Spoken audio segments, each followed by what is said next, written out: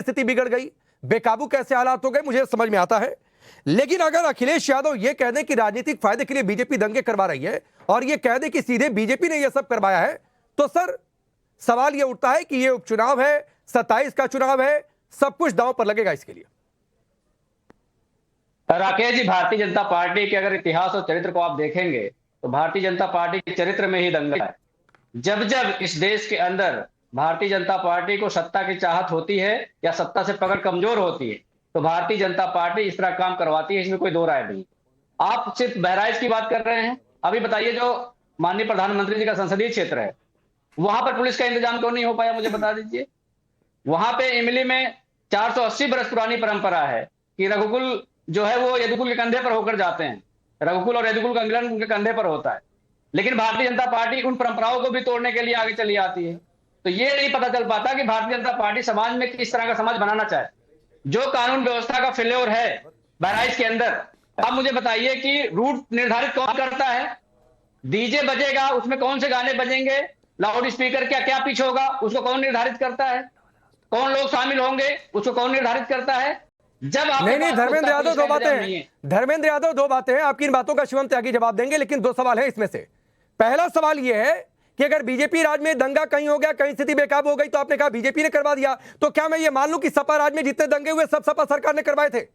Number एक सवाल। मैंने आपसे कहा क्या कहा? भारतीय जनता पार्टी की जब सत्ता पे पकड़ कमजोर होती है राजनीतिक फायदे के लिए भारतीय तो मैं यही तो पूछ रहा हूं कि आपकी परिभाषा के हिसाब से बीजेपी की सत्ता पर पकड़ कमजोर हुई तो बीजेपी ने दंगा करवा दिया, तो आपकी इसी परिभाषा के हिसाब से सपा राज में जो दंगे हुए तो इसलिए हुए क्योंकि सपा की सरकार पर पकड़ कमजोर हो गई थी, इसलिए दंगे करवा दिए गए। क्या ये परिभाषा है? अब सुन लीजिए, मुजफ्फरनगर का जो दंगा हुआ था, भारतीय जनता पार्टी के विक्रम सैनी इकलौते नेता हैं जो इसमें एक्यूज्ड हैं, जिनको सजा मिल चुकी है। तो आप परिभाषा को तथ्यों से जोड़कर देखिए। नहीं तो मैं तो पूछ रहा हूं ना यही आपसे धर्मेंद्र यादव, यही मैं कह रहा हूं, इसीलिए मैं कह रहा हूं आप अपने लिए परिभाषा अलग रख लेंगे, बीजेपी के लिए परिभाषा अलग, कांग्रेस के लिए परिभाषा अलग, तीसरी पार्टी के लिए परिभाषा अलग, तो ऐसे नहीं होता है ना। और मैं एक चीज और पूछना चाहता हूं धर्मेंद्र यादव, उसके बाद मैं आगे बढ़ जाऊंगा, मुझे पता है इसका जवाब आपके पास नहीं है। आपने कहा बीजेपी ने करवा दिया, क्या आपने, आपकी पार्टी ने, आपकी पार्टी के किसी नेता ने जो पत्थर बरसाए थे और जो एक्यूज्ड हैं जिनका नाम मैं कहिए तो नाम सुना दूं, कभी उनको लेकर ये टिप्पणी की, ये सवाल पूछा कि भाई एक जुलूस निकल रहा था, मान लो उकसाने वाला गाना बजा दिया, मान लिया जो आप अभी कह रहे थे धर्मेंद्र यादव, तो पत्थर बरसा देंगे, किसी पर गोली में चला देंगे, किसी को जान से मार देंगे? ये समाजवादी पार्टी की परंपरा नहीं है, हम सौहार्द की बात नहीं, मैं पूछ रहा हूं। हाँ तो उसी सौहार्द में धर्मेंद्र यादव, उसी सौहार्द में ये सवाल पूछना चाहिए था कि भाई ये पत्थर किसने चलाया, गोली किसने चलाई, राम गोपाल मिश्रा किसकी गोली से मरा, ये पूछा आपने? हमने राम गोपाल मिश्रा के पे भी सवाल खड़ा किया, और जो दूसरा मिश्रा आपका यहाँ पे हरियाणा में जो हुआ था, जो जिसको गौतमकर समझ के लोगों ने मार दिया था, हमने उस पर भी सवाल खड़ा किया था। और आज भी हम ये कह रहे हैं कि उत्तर प्रदेश की सरकार को ये बताना चाहिए कि इसमें फेल्योर किसका है, इतनी बड़ी घटना कैसे हो गई। अरे धर्मेंद्र यादव, फेल्योर की बात आप पूछिए, मैं पूछ रहा हूं कि आपने उन पत्थरबाजों पर कोई सवाल खड़ा किया आज तक? क्या नहीं खड़ा किया ना? नहीं, दुर्गा पूजा हो तो पथराव, गणेश पूजा हो तो पथराव, विसर्जन निकलेगा तो पथराव, नए साल का जुलूस हो तो पथराव, उस पर सवाल आप नहीं करेंगे कि पथराव क्यों होता है? भाई ये नफरती पत्थरबाजी का मास्टरमाइंड कौन है, ये कभी आप लोग सवाल नहीं करते हैं। अरे मैं तो कह रहा हूं भारतीय जनता पार्टी इसकी नफरती की मास्टरमाइंड है। चलिए शिवम त्यागी रिप्लाई करिए। पत्थर आपने बरसाया, दंगे आपकी सरकार करवा रही है, ये सारा आपके आरोप सिर पर लगा रहे हैं।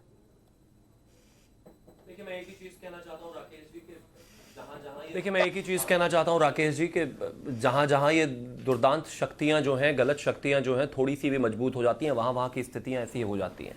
ये लगातार कुछ लोग कह रहे थे कि 4 महीने से कुछ लोग मजबूत हो गए हैं, कुछ लोगों की 99 सीटें और 36-37 सीटें क्या आ गई, ये तो हर जगह इसी तरह की स्थितियां बनाने लगे। मैं एग्जाम्पल देता हूं आपको।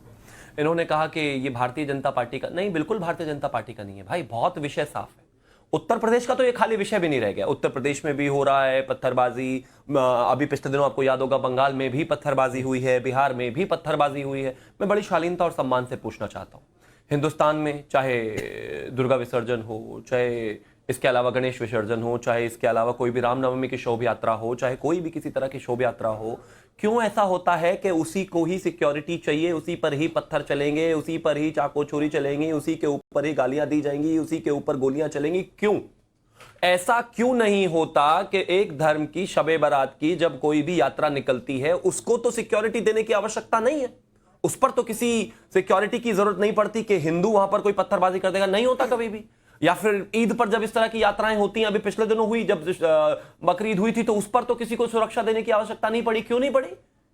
क्योंकि एक तबका है जो मार रहा है और दूसरा तबका है जो मार खा रहा है, जिसको मारा जा रहा है। और उसके बाद अगर कोई गलत है तो वो गलत भी रामगोपाल ही है, जिसको 1 दर्जन से ज्यादा गोली मारी गई, जिसको घर में खींच के जो है मार दिया गया। गलती भी उन्हीं की है, गलती भी उससे संबंधित ऐसी विचारधाराओं की है। अरे जो मार रहा है गलती उनकी है भाई, जो गोली चला रहा है गलती उनकी है, जो इस तरह के काम कर रहा है गलती उनकी है। उसको बोलने को तैयार नहीं। हम तो सौहार्द की बात करते हैं, एकता की बात करते हैं, अखंडता की। अरे जिसने मारा उसका नाम लो ना भाई। एकता अखंडता क्या होता है? मतलब एकता अखंडता तो तभी बनेगी ना जब गलत को गलत कहोगे, उसको नहीं कहते हैं। और बार बार कहा जा रहा है कि ये जिस तरीके से बहराइच में ये हुआ, वहां पर मुस्लिम इलाका था, मुस्लिम इलाके के बीच से इस तरह की यात्राएं क्यों निकाली जा रही है? मतलब बहराइच पाकिस्तान में है, कहीं हिंदुस्तान में शोभा यात्रा नहीं निकलेगी तो पाकिस्तान में निकलेगी? और ये किस तरह की भाषा है? विषय बहुत साफ है। पिछले कुछ समय से इंडी अलायंस की जो सीटें पूरे देश में बढ़ी है, कांग्रेस की जो 99 हुई हैं, समाजवादी की जो बढ़ी है, जो अपराधी हैं, जो लोग हैं, इनका मॉरल बहुत हाई है। इनको लगता है कि चीजें किसी तरीके से प्रदेश में माहौल बिगाड़ देंगे। लेकिन मैं एक चीज कहना चाहता हूं, 24 घंटे के अंदर अंदर स्थितियां कंट्रोल में है। एडीजी लॉ एंड ऑर्डर वहां पर हैं, एटीएस चीफ मतलब यूपीएसटीएफ चीफ वहां पर हैं, सब लोग वहां पर हैं, एसीएस होम वहां पर है। स्थितियां कंट्रोल में कर ली गई हैं, परंतु किसी को भी बख्शा नहीं जाएगा। यह अखिलेश यादव की सरकार नहीं है कि गोली मारोगे तो मैं शिवम एक सवाल आपसे पूछूंगा, लेकिन उससे पहले धर्मेंद्र यादव इशारा कर रहे हैं, बोलिए। ऐसा नहीं होने बोलिए, उसके बाद शिवम एक सवाल आपके लिए। पहले धर्मेंद्र यादव आप बोलिए। राकेश जी, भारतीय जनता पार्टी जब जब कमजोर होगी राजनीतिक रूप से, इस तरह के दंगे करवाएगी। इनकी मानसिकता दंगों वाली है। भाजपाई दंगाई का दूसरा रूप है। इनसे मानवता से कोई लेना देना है ही नहीं। एसीएस वहां पे रहे, एडीजी लॉ एंड ऑर्डर वहां पे है, एडीजी साहब हैं, डीजीपी। इससे पहले कहां चले गए थे? ADG law and order so रहे थे क्या? मुझे बताइए। दंगा वंगा करना तो ये सपा वालों का काम है। दंगा, लूट, खसोट, चोरी, चकारी, पुलिस के अधिकारी सो रहे हैं। मैं तो सिर्फ आपसे एक ही चीज कहना पहले आप तो हमेशा ये चाहते हो कोई नहीं बोल रहा, बोलिए। आप लोग करवा दे, उसके बाद जाकर के निकल के आते हो। पहले तो एसी में सोते हो, जब किसी की जान चली जाती है तो उसमें आगे राजनीति करना शुरू कर देते हो। राजनीति मत करो, किसी लाश से राजनीति मत करो, इससे आपको कुछ हासिल नहीं होगा। आप नहीं धर्मेंद्र यादव सुनिए ना। अरे सुनिए, आप कह रहे हैं ना लाश पर राजनीति मत करो, तो सर ये राजनीति कौन कर रहा है कि एक रामगोपाल मिश्रा मरा, कौन मारा उस पर पूछने की बजाय आप सरकार की नाकामी गिनाई है, लेकिन आप सीधे कह देंगे कि सरकार ने करवा दिया, सरकार ने मरवा दिया। तो ये सर लाश पर राजनीति कौन कर रहा है?